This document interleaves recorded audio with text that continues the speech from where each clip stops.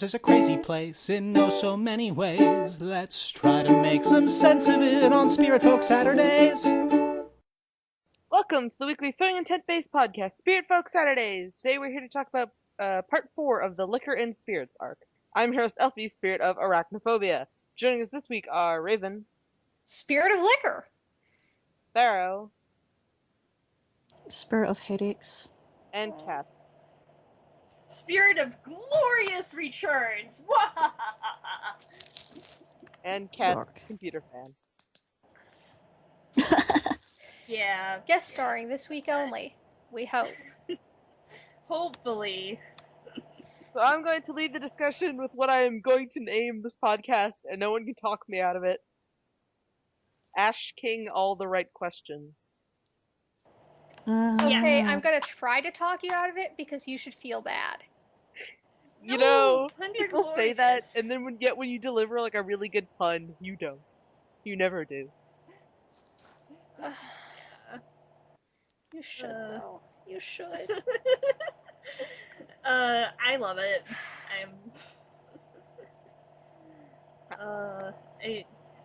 Actually, you could kind of make it a double pun, like asking the right questions. No. Or something. Alright, so, we also have, I don't know what order we're going to talk about things in, but we have the episode, we also have a new supplement that was about, the, Village of Corpses. So, we can touch on it next week, I guess. Yeah. It's a very good supplement. It provides all of the answers of all the things we didn't learn, basically. Which is a lot of things One day I when you will look at it. again.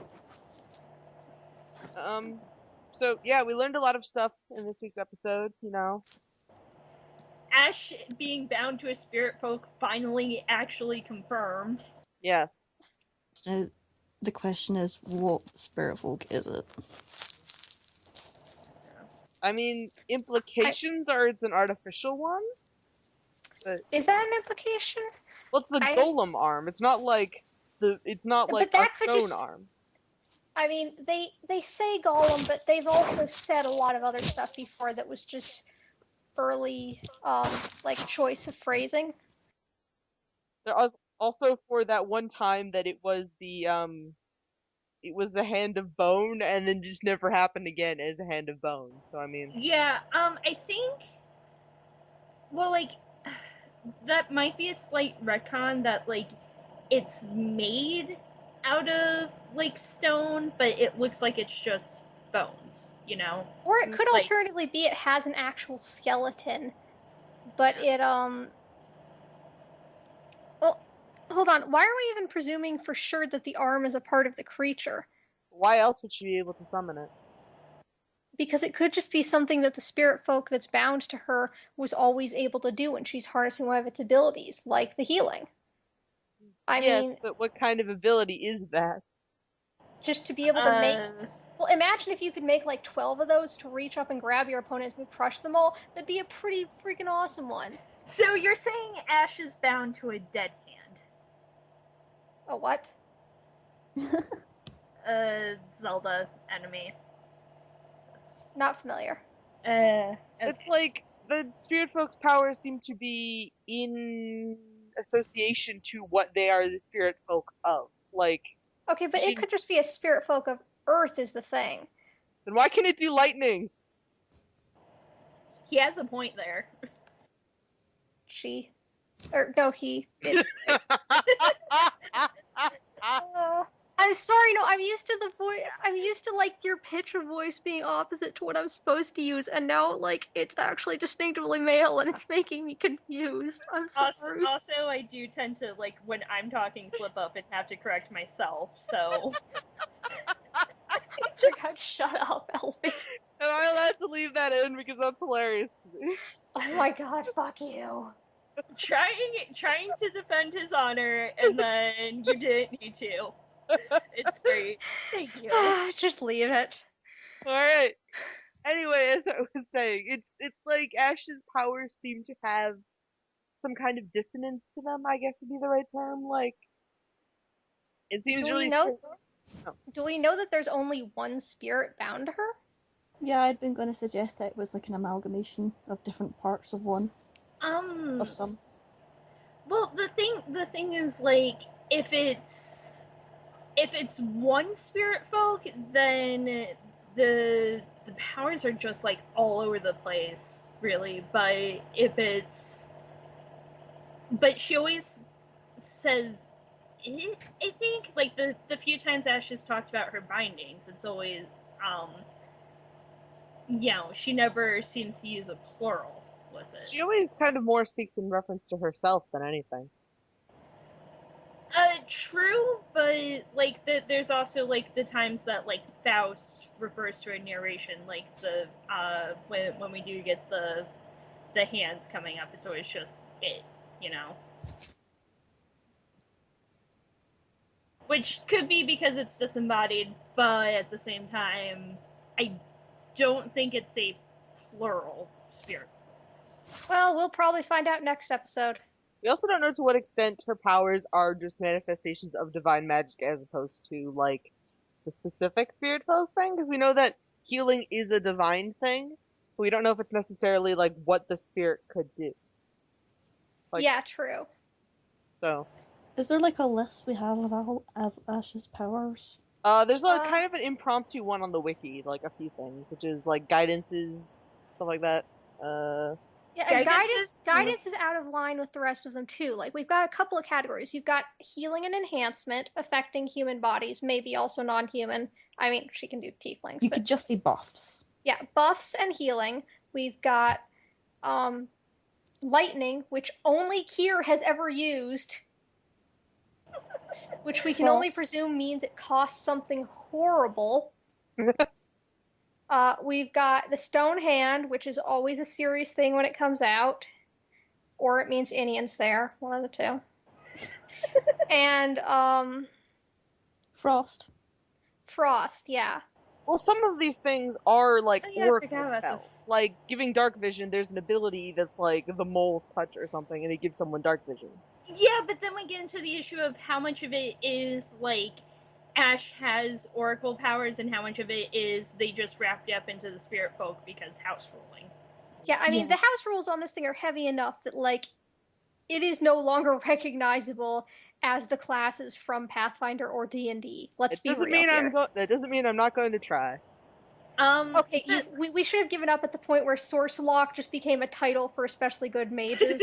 Or, I mean, Sorcerer did. Like, that's the point where we should have just thrown up our fucking hands and be like, okay, sure, you know what, alright. I mean, Sorcerer is technically in line with the Pathfinder version of it, because in this case it means, you know, they can cast a spell that is exceptional and usually can be done, like, at a whim, which is what, you know, like sorcerers and Pathfinder do, as opposed to having to prepare their spells. But that's true of all sorcerers, and they still have like this archmage status that's different. I mean, if it was just they can break the rules, then it would sort of make sense, but it's not just spontaneous magic, it's unlimited, which isn't true for anything except for spell-like abilities and all this other nonsense. And that would make sense if it was from the warlock. You're not using the warlock. Why? The point being, I think really the only thing that's like out of place, like healing guidances, the buffs and the dark vision, like those all seem to like fall under the same thing to me. Like it's all granting extra ability, sort of. And then like the lightning, frost, and the sword energy thing she can summon, that's another set that could go together. Really? And then the giant hand, which, okay, so that gives us 3 sets of things I Ash would can actually do. argue that this sword would be separate from lightning and frost. Lightning and frost could fit with the hand, all as an elemental theme, whereas the sword. Yes, but she summons the hand and she summons the sword. Like, yeah, and it also depends. Well, either way, like it's still at least 3 different sets of things. You know. Ash, what the fuck are you doing? I mean, there's Um, probably come to some conclusion. the way that this universe's shamans work. Shaman. The way this world's shamans work, that kind of seems tied into it with the elemental stuff. But I mean, drugs. I have come to a conclusion. Hmm. Ash is a Jedi. Oh my god, Thero, don't do that. Wrath and I have spent like so much time talking Star Wars AU trash recently. Do not do this to me. But think about it, she's got like the lightning thing, she can summon weapons of force. Stop, Do stop. it, Thero. Please, Thero, no. Something Don't do this to me, Thero. She can do the whole talk to the hand Wait, thing. hold on, except what did you just say? it's I'm that. sorry, what? No, Elfy, what word just came out of your mouth? You don't allow that kind of language in this household, young man. I mean, I've only seen 4 Star Wars movies, and 3 of them were the prequels. So I can't really join in on the Goodness. discussion. To Poor be fair, creature. it is easier for me to sit through the prequels than the original trilogy. Like in the original trilogy, I just don't care. I just don't care. Oh my god, how can you be brought in by the acting? Like, actually, no, the acting was as good as it possibly could have been with that script. The script of 1 through 3 was just a mess. But this is not a Star Wars podcast. So, Yes, let's move on. Did no one else catch Thero's amazing pun? Yes, we caught it. What Okay. was my pun? The force thing. No, not that. The talk to the hand thing. Yeah. Gosh fucking damn it. I feel like that would be a snappy one-liner in like a video game. Like Ash's Yes. ultimate is like summon the golem hand and it punches someone and there's a long pause and then talk to the hand. But really, to me, I think it's either one Spiritfolk who has a ridiculous amount of power, like more than we've seen from any one that we've encountered so far, or Elfy's right, and it's something similar to like a golem or another construct, and it's like a bunch of stuff shoved together in an attempt to make something that could be all powerful.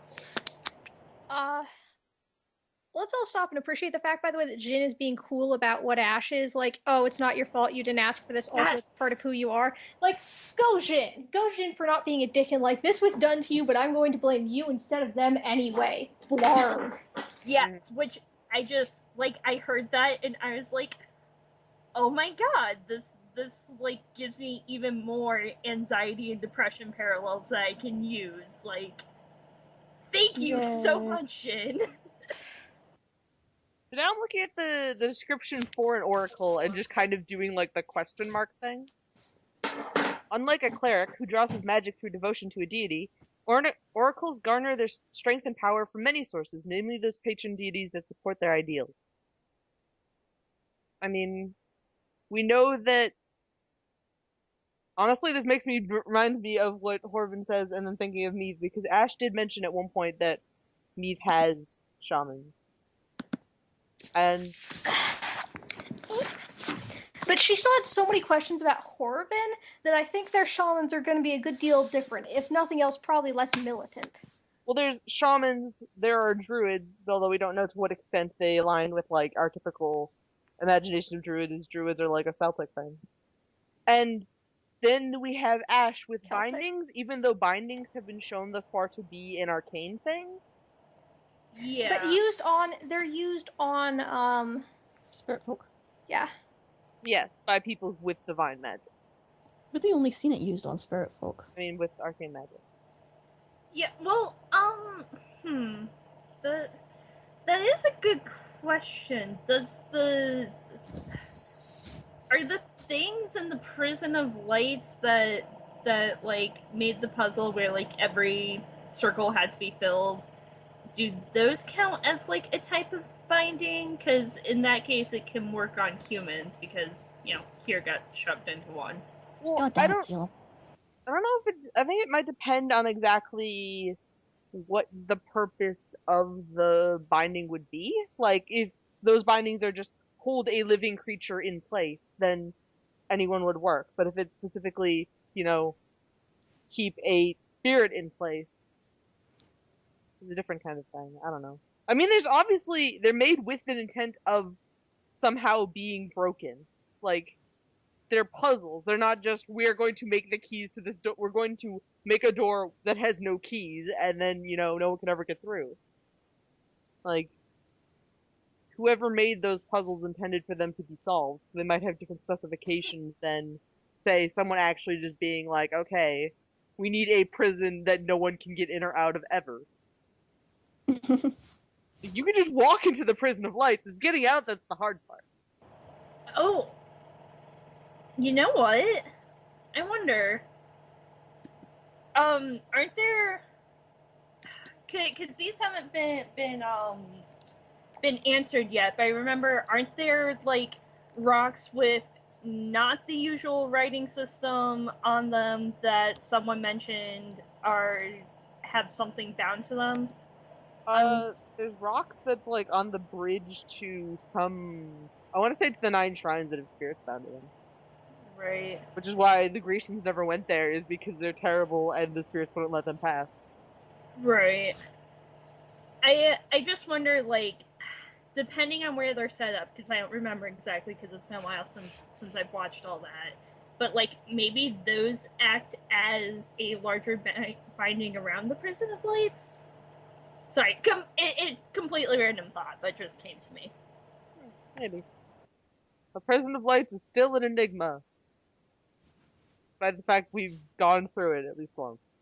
And they said that we would go back eventually. Eventually. Really hope that they bring Thog instead of Kier. Thog's just mixture of fear and so done with this bullshit from the start attitude would be a joy in the Prison of Lights. I want to pick that. Yeah, I want Don't in there because I like seeing cheery characters and not cheery situations. But I think she wouldn't be as scared, and she's kind of got this dissonant, psychotic sort of cheery, so... And that's why it'd be perfect. Well, speaking of which, that actually just brings up the point about talking about those keys, is we don't know to what extent that there are points in the Prison of Lights that they can get through without a spirit. Yeah.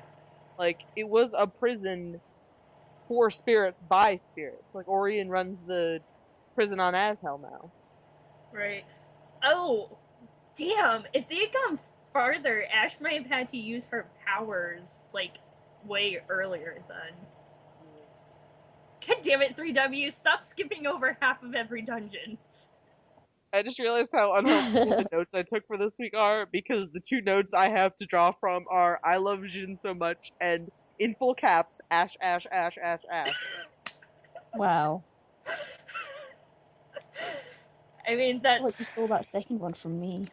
Same. I did remember what I wanted to talk about, though, because I put it in chat earlier when I was in class. Ha! Which is, Jin mentioned that he needed he knew what she kind of meant when she was like, do you feel the need to, like, lose something in order to do what you do? And he was like, no, but I know what you mean, or in a different way. He said that he paid his price in a different way. Yeah, yes. In an email at one point, Jay mentioned that, Spiritfolk can, like, sacrifice part of who they are, like, their body, to cast spells, especially more powerful spells, which is how the Fox King's magic works, kind of, because she's a shapeshifter and can just be like, oh, I used my spine for the Vault of Wonders, I can just grow a new one. So, Fox King is terrifying. I love the Fox King. So I need more of her. Fox King is a bored demigod, basically. Yeah, exactly. Great. And, For real Spiritfolk, it probably isn't that much of an issue if you're, like, sacrificing some small part of yourself, considering they've got the whole regeneration thing that they do. Yeah, it does depend on, cycle. Like, it's a bit more serious for humans, though. Yeah, Ash is like, I can't grow these things back. Well, it also mentioned that that's what humans can use, and that's basically what Eos is like. Maybe Jen can teach Ash to be able to actually grow it back or whatever. That'd be Hopefully. interesting. She'd basically rocket up 2 levels. Oh god, are we gonna have another person whose level is just +1? See, think I'm imagining Ashe, like, in the middle of combat, like, cutting off her hand, and so everyone just looks at her and she's like, don't worry, I've got this. Oh god, Marcus. I was more Marcus meaning like Marcus her faints. her soul. Yeah. No. Yes, that would be more serious, but also cooler. No, Kier faints, but Marcus is like, oh my god, Ashe, what the fuck? Anyway, Yeah. Gregor Marcus just like shrugs. Gregor totally flat. Ash, we've got to have a talk about sustainable battle practices because this is really going to start adding up. anyway, what I mean to say is basically that in the same sense that Spiritfolk can do that is probably tied into it somewhat, and it does mention that more powerful Spiritfolk can get away with sacrificing words or breath for more complex summoning magic, which is how Jin makes the little Glowy things. Right. the laser bears. Yeah. Fucking laser bears. I love that they're called laser bears. Like, we've just started calling, or at least I've started calling them that in, like, completely serious context. Dude, does TIverse even know what lasers are? Yes, I'm sure because Peter does. I-beams exist. True. You okay? She just does that when she hiccups. Don't worry about it. She's just being adorable. I stand by the fact that Marcus would be a demon hunter in a World of Warcraft AU only because in the demon hunters in World of Warcraft have the ability I-beam. That is what it's called, and it does the exact same thing, and I love it. I just, God, I'm sitting on my theory still, and just, I don't know if I should still count it as a crack theory or not. There needs to be something in between, like, theories and crack theories that's like, this started as a crack theory, but it has more than one shred of evidence, and therefore I'm starting to seriously consider it, despite the unlikelihood of it being true. You mean the theory version of those joke ships that you turn serious Yeah. by mistake? Oh god, those are the worst. Or I like it ironically, and then you start actually like Yeah, it. but the theory I have that is in that sort of spot is the Marcus is part Aasimar one. Yes. Yes. I still love that. I hope it's actually true because seriously, why is his mother's name Alexandria? I'm thinking less and less that it is true, but I can hope. Yeah. His mother could just be like human. That Alexandria could also be a human name. I went off and I spent ages looking at all the Aasimar stuff on the Pathfinder website that I've forgotten the name of. Right? And then you're like, That's yes, Marcus dear. Does that? That's it. Do you ever stop and think if they were planning on doing that and it was going to be a big reveal, how pissed they must be if we got it so early? See, this is why Jay wears the tinfoil hat. Yeah. I think at one point Jay mentioned that, like, someone had just, like, completely guessed something, like, word for word, and was just like, you know what? I'm just props to that person. Yeah. Did he ever mention which thing it was? No. Not that I'm aware. But Raven, the point isn't like if his mother's name is human or not. It's is it a noble name or not? I like the theory that Marcus is a bastard, at the very least. Yes. Oh, right. No, the fact that he's part, like, royal, that's the part that I was like, yeah, no, that's solidly in the I'm pretty freaking sure thing. Yeah. I'm interested in that theory too. If we could call a normal theory a human theory and, like, an out there theory, like, a Spiritfolk theory? Yeah, what do we call the... This is a band theory. A band An theory. Ashe theory? No, that would mean we have no idea what the fuck is going on. We could call it an oracle theory. Like, we have, like kind of how seers can see into the future and they see, like, fragments and they have to piece it together, and it's like, you know, I might be wrong, but this is what I think is happening. But calling it an oracle theory implies we're more sure it's correct. This is more like we hope it's right, but we're not sure it's gonna actually happen. Well, there's evidence to support it. That doesn't necessarily mean that, like, you know, like, you can... It's like how you have a puzzle, and you can see, like, the corners, and you're like, well, I think the puzzle is going to be this, so this is what I'm going to try to build. But that doesn't necessarily mean that's what the puzzle actually looks like. Yeah. I'm just saying because, like, this whole thing started off as just immediately after watching the episode, this is where my instinctive thought is going. And then I was thinking about it, and Jin calls Ash sister. He says that he also pays a price, or like he pays a different kind of price for using his powers. He hasn't been around a Pure in a while, which could mean the other clan spirit folk, but who the hell knows with him? Guys, I think that might just... Oh, go ahead. And just so I just latched on to, what if Jin started off as a human with the spirit folk bound to him and used it enough that the spirit folk took over? Yeah, that briefly passed through my mind too, but I was like, man, no, that can't be right. Like, he's way too... But dude... And then I posted on Twitter, and Jay was like, that's some good thinking. I can't actually say anything about it. And then called him Faust, and then Faust is like, yeah, I also think that's some good thinking. It's like, now I'm really jealous that my Twitter doesn't work. But yeah, it started off as, you know, I don't think this is legit, but if it is, like, yay me for calling it. And then they said that, and I'm like, this might actually be a thing. Well, I just had a heart attack. What? I just had, like, a heart attack because all of a sudden my recording thing disappeared, and I was like, oh god, oh god. And then it just minimized itself at some point and, like, hit itself in the little, you know, sidebar thing, and I was like, oh, thank god, it's still recording. Okay, yay. But yeah, just 3W, why do you have to tease us so much? Hey, next, we've just got, like, 5 days, and then hopefully we'll get a heap full of answers. By the way, can I just say, we haven't had, like, the little cutouts and their goofy expressions recently. We have been laughing a lot. I really missed them. It was kind of odd. Yeah. The cutouts. The puppets. Oh, okay. I miss the puppets. I'm always sad when they're not there. I get that they were probably trying to, like, convey more emotion than they could with the puppets, so they wanted to focus on people visualizing it through their descriptions, but at the same time... It's been one episode without them, so... We've had other episodes where, like, there was a whole arc without them. Like the Halloween thing. Pretty much the whole thing. The Halloween thing was that False did not The holiday thing makes sense. Yeah, the Halloween thing was coming off of a month of double episodes and then episode 100, so I can... That's... whatever. Well, that reminds me. Today is TI's second anniversary, so, like... Happy birthday! Happy birthday! We can sing happy birthday if we wanted to and not get, like, in trouble for it, but we're not going to. Oh god, no, please no. I can't hang up on you. They finally ruled that that's, they don't have the right, that you can't copyright that song. Yay! You can have the rights to, like, specific arrangements.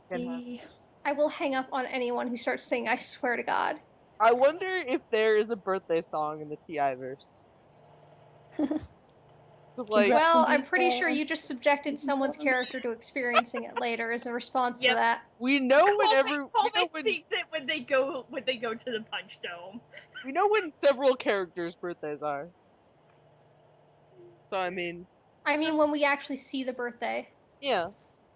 Which isn't. Yeah. Oh, that reminds me. Velocitine still hasn't happened in Canada. Yeah. We're nearing a year in honor in like a month.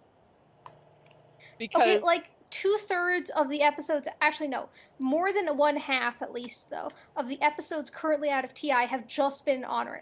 We had like Meadshire over in Allrun, and we had Altrea, and we had Cuveria, and we had the Shroud Isles, and we had more Meadshire. Yeah, that. And then we have like just fucking honor it. Like, honor it is interesting, but it took kind of too long to get to the punch. Yeah. Like, well, romance had things, but it was long, and it was like, oh, well, this is, you know, kind of a short arc, but, you know, maybe that's all the time they're going to spend here. And then it got longer, and you're like, oh, well, you know, maybe cool things are going to happen. And then Gods Are Gone is done, and you're like, oh my god, it's See, the thing is, they're finally getting to the payoff. They're getting the payoff now. Yeah. But it's like 3 arcs in, okay? Yeah. I missed the bar. It's like all those people who tell you Homestuck is good after you read, like, you know, read the first 4 acts, and then you get to the good part. It's like, I don't know if I want to do that. I still have to get through those first 4 acts, which, you know, I love I do like everything except for the Gods Are Gone arc. I really wish it was like a few episodes shorter because Lord, guys, you're pacing. What the hell happened? I mean, it's still ultimately a campaign. Mm-hmm. I think we're getting back to the best of a mixture of campaign and story. Which is what it was at the start and what it seems like it's coming back around to. They spent a while with like the weaker of each, and now they're getting back to the stronger, or at least they're in the middle ground. They're making progress.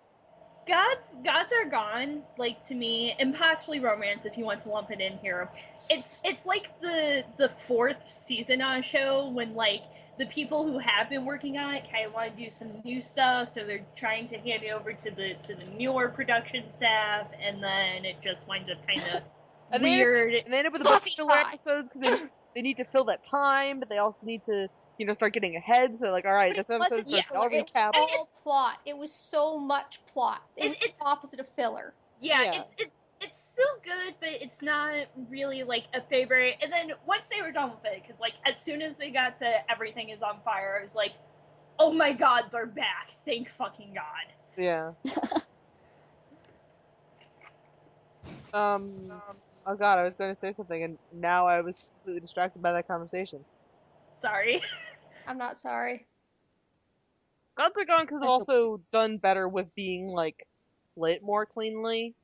It's just like a 20 episode arc that has a dozen things happen in it, but nothing really defining wasn't that great. Like you could say if they'd split it somewhere in the middle, then parts 1 through 9 would be the Lily Clan and the Rust Clan trials, and then parts 11 through 20 would be like the war in Iocho. Yeah. I still wish Romance felt so short to me. So I still. Oh, sorry. It's okay. I still just wish that like Romance went until Ashe left the party after fighting the Phobius, and then Gods Are Gone. But that might make a bit more sense.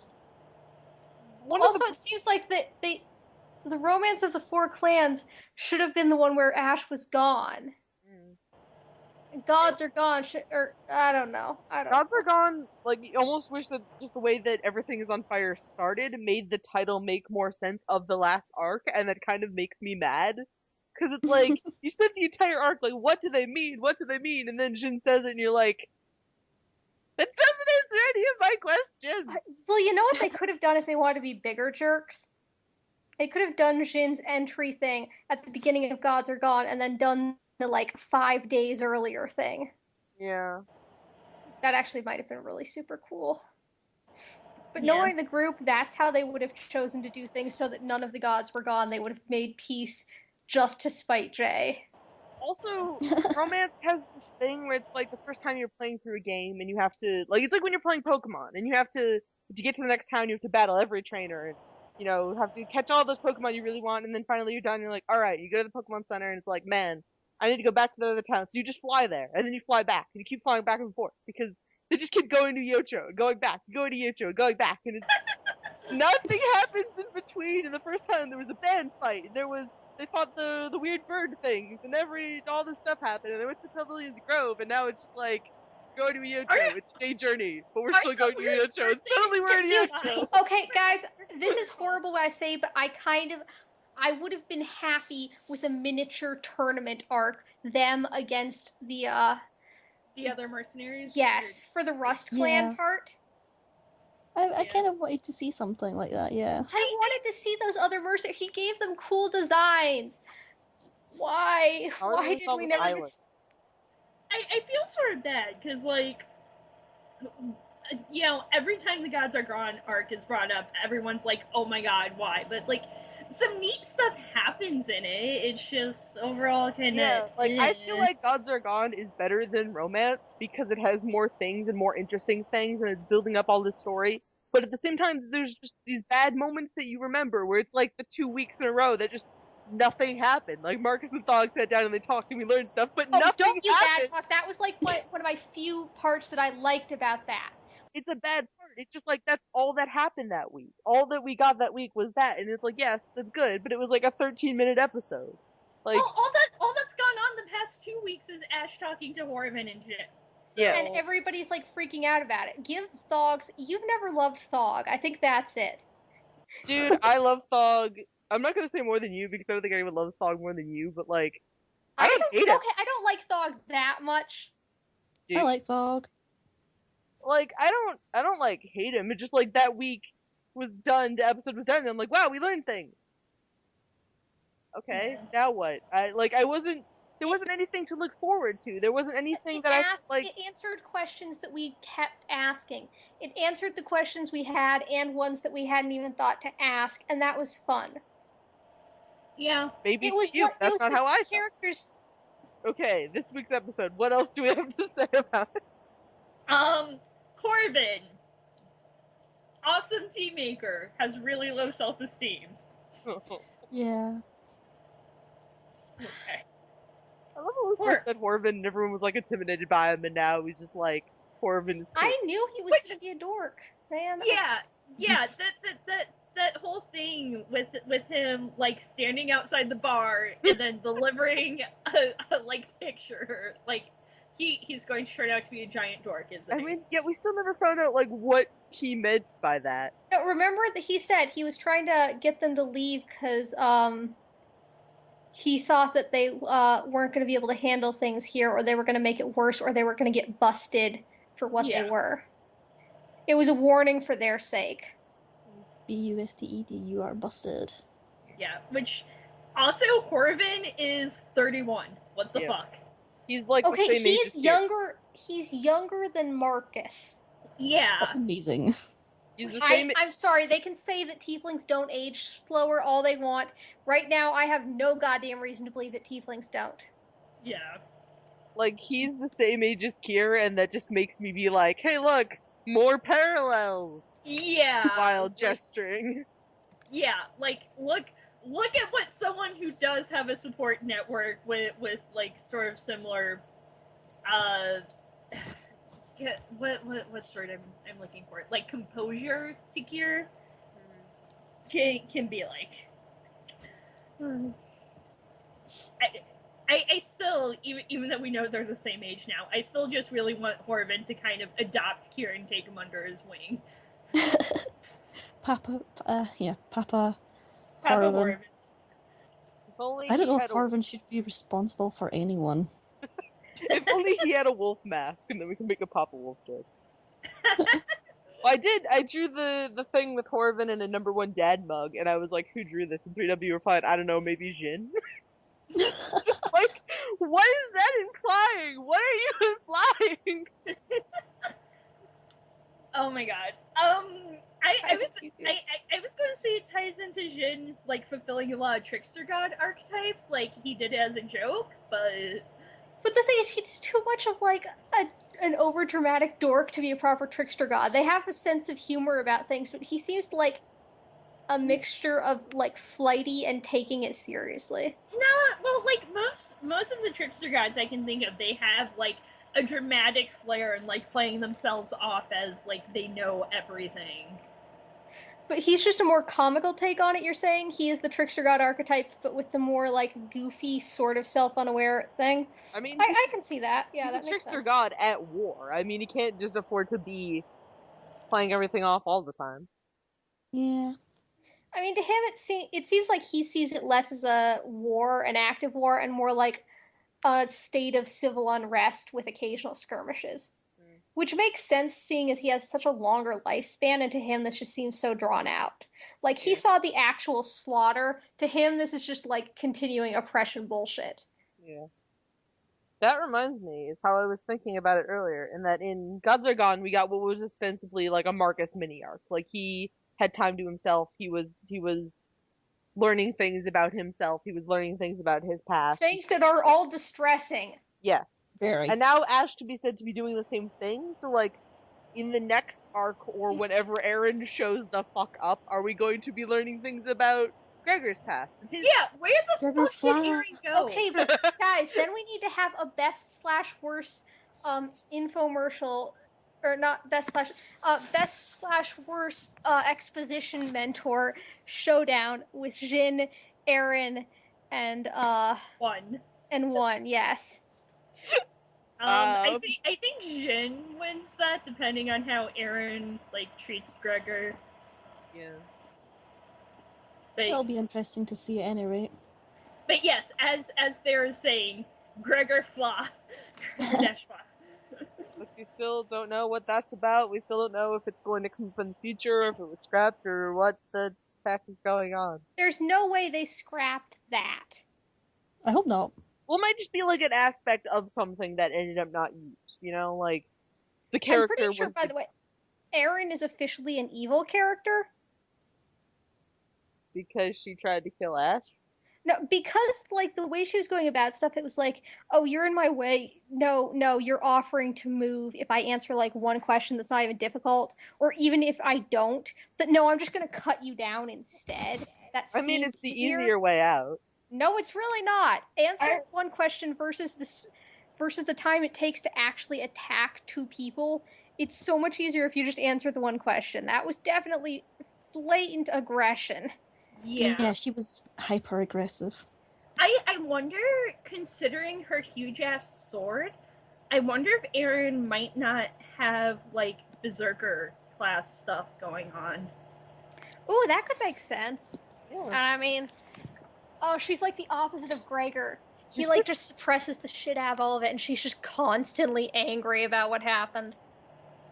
That's why I'm really interested in seeing them meet, because it's just how will they react to each other? I did want them to meet, but now I don't. And you know why? Because I'm pretty sure that Gregor, if it came down to Aaron or the rest of the group, I'm pretty sure Gregor would turn on them and support her. No, I don't think so. Because I don't know.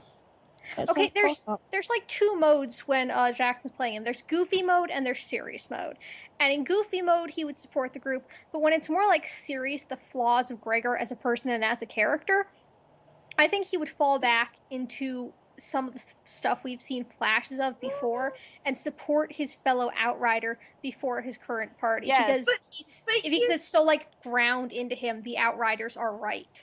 But it also comes down to a thing where it depends on if Aaron would even want him, or if she would actually attack him on sight. Yeah, and also, would he stand with the broken, shattered remains of the Outriders, aka just him and Aaron? Or would he stand with his friends, this coalition they've been building for so long, as quote-unquote Outriders too?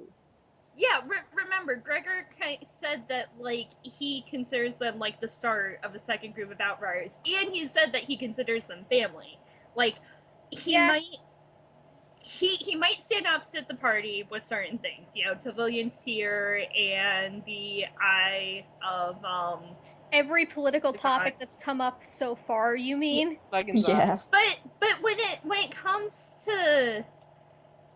it comes to personal loyalty, even though he and Ashe are always at each other's throats. Yeah, are always at each other's throats. He's still wanting to make sure she's okay. So that just kind of tells. Even after what happened with Legion's Eye, he still considered her a best friend. He didn't hold a grudge against her for it. That's sort of he'd also consider a bear that tried to eat him his new best friend, as long as he got one hug in. So that's only so much of a measure, guys. Let's be real. But I think Gregor might, at the very least, I don't think he would churn on anyone in that situation. He might actually, that might be the catalyst he needs to step back and be like, wait, I need to think about this. I don't know what to do for once. Also, if he did somehow join up with Aaron, it would involve abandoning another responsibility he has, which being with the group would be the easiest because he does have a loyalty to the Rust clan. Yeah. Well, true, but if she wasn't opposing the Rust clan direct, now if it came down to being a champion of the clans against her, then yeah, he would probably would stand against her. But if it's just the group in them, I think presuming that our theory on the Outriders were basically a cult, presuming that's right, complete with conditioning, I think he would snap back to that faster. The other thing we have to remember with Gregor and Aaron and the rest of the group is we don't know exactly what happened when the Outriders were were arrested, Well, executed, whatever else. I You know, because one of them could have betrayed the others, or like Aaron might think that Gregor betrayed them, since like one of the only things we do know is that Gregor was with Ventus's presumably dead body, while everyone else was fending off an attack. We don't even know that those two events necessarily happened at the same time, other than just that Gregor survived, everyone else didn't. That's Yeah. that's true, but it's like it seems fair to say like they happened close enough together that there might be some suspicion going on. Oh, that'll You distract think of him. something really dark, and you're just like, oh god, I love it. Oh What dear, is it? what? Share. Elfy, what? Share. Burying Ventus's dead body and using his pole arm as like a grave marker. Yeah, I mean, That's your definition of dark. No, it's just something I thought of, and I was like, that's perfect. Maybe it was Aaron who betrayed the Outriders. Oh, Yeah. dude. Like, we don't know. We don't know the context, so... Guys, I just thought of something sad. What if it was Aaron- Greg? No, I was gonna think of if Aaron did it, but under duress. Because, I mean, if they went around if they fucking executed each and every one of the Outriders, they probably wouldn't have been above torture to get that information, let's be honest. Yeah. Which could be that she's angry because Gregor wasn't captured, he didn't go through that. Maybe that's why she's so, aggressive I these feel days. like there are two things that are like the kind of evidence for either them being like immediately hostile to each other or immediately being friendly is that the first time we saw the Outriders when they stormed through and saved Gregor, she was riding alongside Ventus and then fell back as they moved on, which would kind of assume like a second in the command kind of thing. And that she's also the only one with a unique outfit other than Ventus and Gregor, while everyone else has the green capes. So there could be, like, some jealousy if he, like, usurped her position, basically. Kind of, yeah. I was also thinking of another possibility there for the Outriders. What if it was Ventus who sold them out? Oh my gosh. No! Oh, I love it. High five. Why would Nice. you do that, though? Well, I mean, if it was a matter of, if it came down to them or him, if he was the kind of person, like some people have suggested, complete with allowing owlbears to reach a city so that he could pick up a few new burning hatred in their hearts orphans to shape them for his little army, if that's even a smidge true, even close to the truth, then he's probably the type where if it came down to it, if it was him or them, he'd sell them all out. That's true. Because later on, he can start again, right? What if Gregor found out? What if Gregor cut him down? It does imply that he died somewhere else than everyone else, because it shows everyone else being like bombarded by flaming arrows and like a red sky, but it shows Gregor and Ventus in a forest. I mean, the least dark thing I can think of would be Gregor dragging Ventus away while he was heavily injured, trying to get him somewhere safe, and him dying, and Gregor just having to let him go. It's so frustrating, because, like, we simultaneously know the most about Gregor's backstory and the least. Yeah. We know the most information, but we have the least complete puzzle. Yeah. God damn it, Gregor. I don't know which one I would like more, if it was Ventus, or if it was Gregor, or if it was Aaron. Right? God. Clearly I need to write one-shots of all three. And we still don't know why she was looking for the clan leaders. Right, which, again, if I will laugh if, like, the party goes looking for Ashe and somehow finds the band village, and then they all come back and Aaron has kidnaps, like, all of the clan leaders. I stand by, what's-his-face,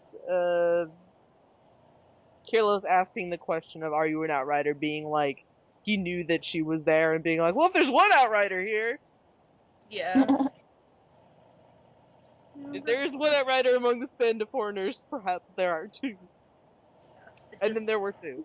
I'm, like, imagining, like, this actual scenario where it's, like, besides the people who were hung and, like, Ventus, it turns out that all of the Outriders survived. And just no one noticed, somehow. Like, one guy was, like, you know, got up and was like, well, everyone else looks like they're dead and wandered away. And the next guy got up and was like, well, everyone else looks like they're dead and wandered away. And then the last guy got up and was like, I guess someone buried all the bodies already and wanders away. And just no one noticed.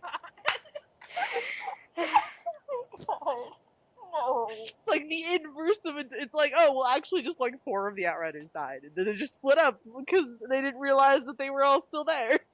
Oh These god. are not going. The Outriders are not going to be the Quincy's. I don't know what that is.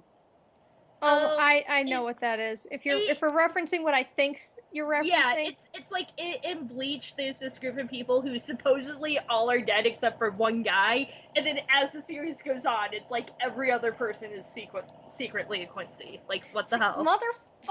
I have a new topic to stretch on if no one minds. Go ahead.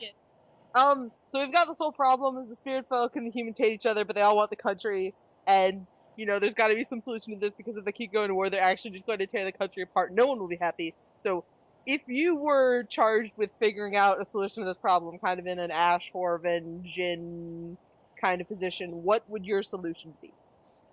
Ooh. I have mine, but...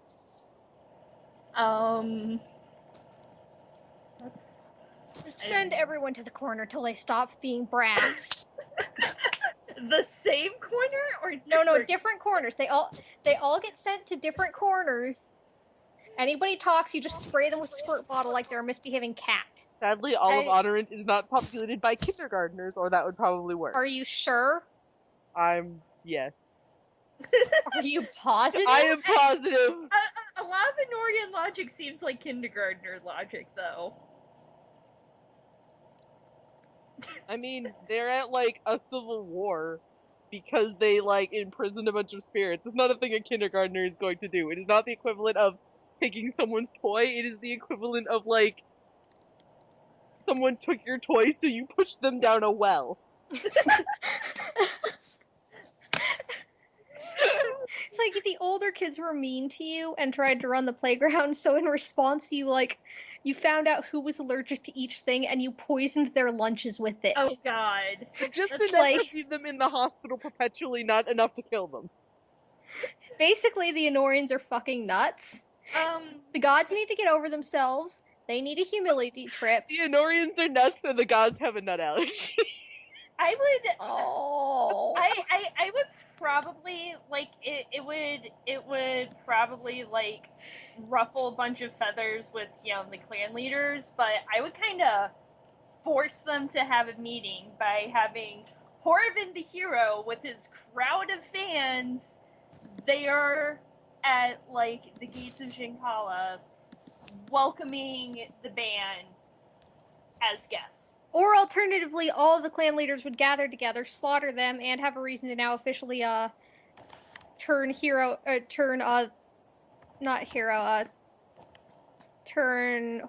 Irvin into public enemy number 1. Well, see, that's why you make sure there's plenty of witnesses and wait until he has his crowd of adoring fans with him. It still could turn into a civil war. Now, if you could avoid the civil war, though, that would be the start of possibly the best option. They're already essentially in a civil war. No, It's pretty civil war-ish. No, civil war implies that, at least in the eyes of the state, both sides are close to being citizens, or one side is the government and one side is the citizens. Here it's more like one side is the citizens and government, and the other side are the people who used to live here who got forced out. And I can think of a perfect metaphor for this one, but let's not touch on that. Let's not touch that one. Yeah. Okay. Anyway, I guess endgame solution personally would be, you know, take in maybe who is the clan leaders now and who is the clan leaders then. Maybe have the people elect, you know, we want these people to rule our country. We want the spirits to be like, we want the spirit to be in charge because we trust them, and have like a council kind of thing. An equal ruling body of the same number of spirits and of humans would probably be the best and thing. then as like someone to kind of tie break someone like Horvin or someone, you know, like Ashe, who they feel they can trust and who has both the interests of both sides in mind. Yeah. I mean, like, it's kind of an idealist solution, but it is a solution. Yeah. Or nothing. The issue is just, like, getting them to have that meeting to come to that conclusion. This is kind of, you can understand why both sides are mad, but it doesn't make any of them more right. Right. Also, we don't really actually have much proof that the spirits were actually that bad people. Like, what did they do that was wrong? I mean, we've heard some Phobias. specifics. The phobias. Yeah, basically, I think they let bad spirits get away with stuff. I mean, there is in the supplement, which you guys haven't read, but there is a point where it talks about how Ilverk was effectively banished because he wanted to do experiments on humans, and Jin would have none of it, and Tenmi was like, well, you're right, humans are, like, people here too, and then they banished Ilverk. Well, the thing is, like, experiments on people could be, like, considered messing with life and messing with reincarnation. Jim might have seen it as, like, stepping onto his territory. I don't know. The only opposition came from golden-haired Jin, a greater spirit folk who uncharacteristically valued the existence of his human subject. Ilverk's experiments, which were conducted with little regard for human life, offended the god of reincarnation. See? Okay, that just gives me more fuel for my theory because he's caring about humans. God damn it, Jin! The issue was eventually brought before Lord Tenwi, ruler of Honorant. The Grand Spiritfolk was sympathetic to Ilverk, a Spiritfolk merely pursuing his own interests, as weird as they may be. He ultimately chose to listen to the counsel of his precious younger brother. Publicly, Ilverk was banished from the city of Jinkala. Whoa, Jin was the younger brother to a more powerful... Okay, how fucking tough was that guy? Jin and Tenwi had sworn an oath of brotherhood. Wait, where are you getting this from? It's from the pamphlet. So fucking reading that thing as soon as we're done. It's really interesting. We said we're gonna discuss that next week, right? Yeah, but it was relevant to the conversation. Also, it does define that Ilverk was not a greater spirit, which we don't technically know what that term means, but it says Jin was a greater spirit, he was not. Yeah, I wonder... I think it, like, refers to, like, Charoth would be a greater spirit, Don't would not. Like, normal spirit folk are the ones that are just, you know, maybe they have one little trick they can do, but mostly they just reincarnate. That's the only difference between them and humans. Yeah, I think, Whereas greater spirit folk are like, you know, they get called gods for a reason. They have a domain. Yeah, I was gonna say the difference might be, like, an affinity versus having a domain. You know, but who knows? We're probably not gonna find that out for another, like, year. Someone needs to give Ashe a book that is just like an encyclopedia about spirits. Yeah. And then everything would be fine. Like, Jin, write, like, your memoir, and then sell it to the people of Honorant, and they'll all love it, and then everyone will be friends with you. Because you'll be popular. So you want Jin to go and beat up all of the Enormous editors. Are you saying he couldn't do it?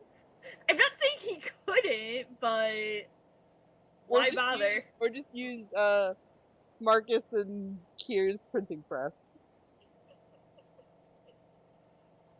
There you go, problem solved. Get some editing tips from Colvin, it'll be fine. Oh. You know, I really wonder where Colvin stands on all of this, because he's just kind of, you know, he's there, he's running the Punch Dome, he tried to help deal with Narn, but he really hasn't said much about where he stands on this whole ban and humans thing. Maybe he's neutral. That's my guess. He just wants whatever is the truer thing. Whoever would embody the values of Honorance more. Yeah, I just find it interesting because he's like basically the most Honorian, and he hasn't like said anything on this issue. I think I said it once that Colvin's ideals are ideals. Yeah, like the existence of ideals. Anything else people want to talk about from this week's episode? Not that I can think of. Imagine Colvin writing a self-help book. No. Yes. I like it because he would have some, like, a lot of passages that just make no sense, but he would have a lot of genuinely good advice. It's like, if someone, like, tries to make you feel bad for being you, punch them. Only you can find the truth within yourself. God. And then one other random thought, like, since we were talking about, like, how much 3W loves anime tropes, considering Colvin is basically an XP of, like, every ridiculous thing about JoJo's Bizarre Adventure, I'm just waiting for someone to show up who's essentially giant One Punch Man shout out.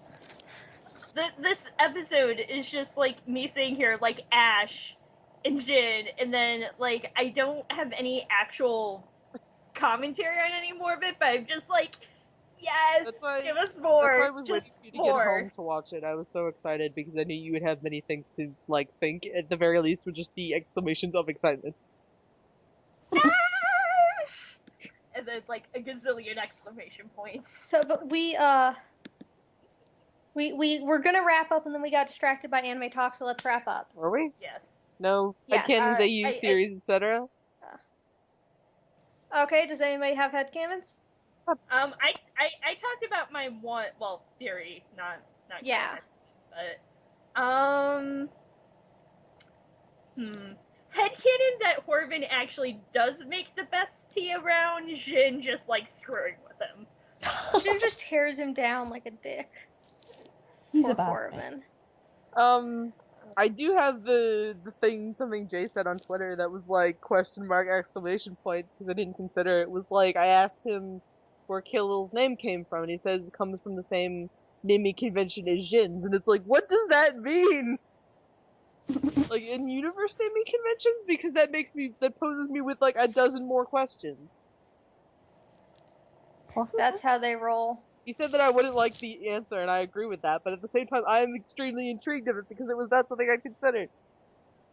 Yeah, like, oh god, like, I really hope that we get more, like, in-universe based naming conventions, because that's something I've been trying to do, is like, okay, what names would be based on like, the gods for this universe I set up, like, because people like naming their kids after stuff like that, you know?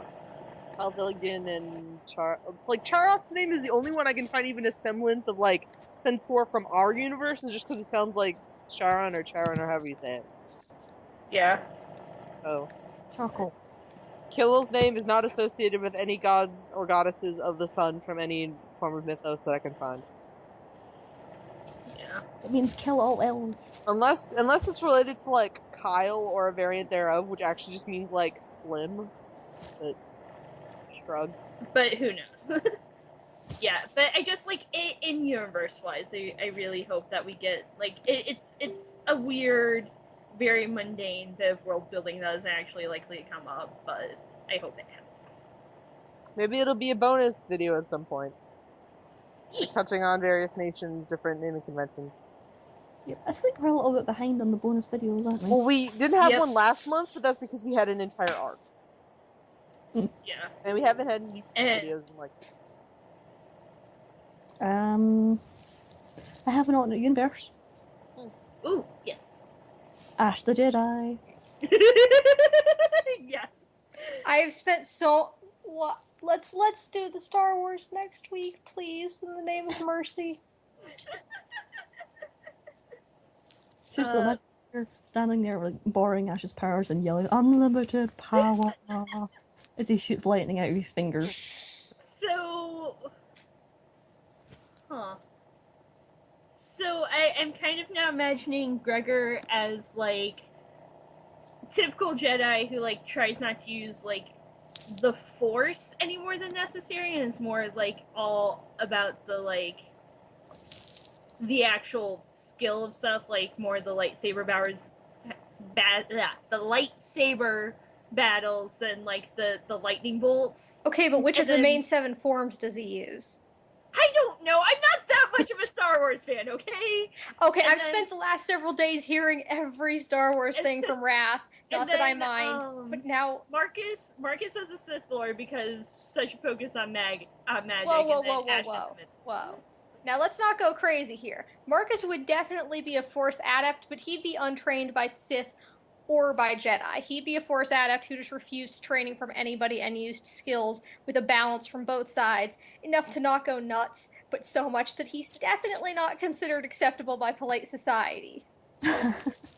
I mean, which, fair, again, like, I don't know that much, but just going off of the little bit that I do know, like, that's just kind of He would never go that dark side because it would ruin his complexion.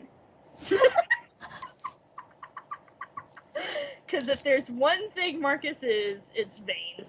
Yeah.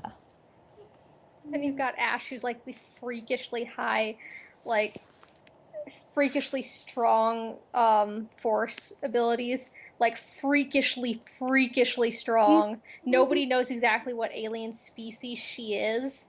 She's the chosen one. She No, because remember Colvin's the chosen one who keeps ignoring his destiny. Also, God. Colvin refuses to have a lightsaber. He just punches people. And they're like, are you using the force to enhance your muscles constantly? Maybe. That just seems like really like now I'm just thinking about someone in a scenario with like telekinesis who just is like, you know, telekinesis is boring, I'm going to like punch people to death, and does it like with that exact way. Like grabs their hand, punches, kind of like how they fly. I'm just like Colvin as like that one text post that's like kid born with blue hair spends their entire life trying to avoid all of the setups for how an anime starts. But he is the anime main character. He already is. What if Colvin was born with heterochromia? And that's why he doesn't have his other eye anymore? Yes! And he dyes his hair brown, and he doesn't go anywhere important unless he actually has to, which is why he's running a restaurant of all things. Okay, but he's gone through so many tournament arcs by choice. He must realize he's failing. Tournaments are tournaments. I don't know. I mean, he tried to do something evil to kind of subvert it, is when he stole all the money from the vaults the Rune Carvers Guild. Yes! And that went poorly.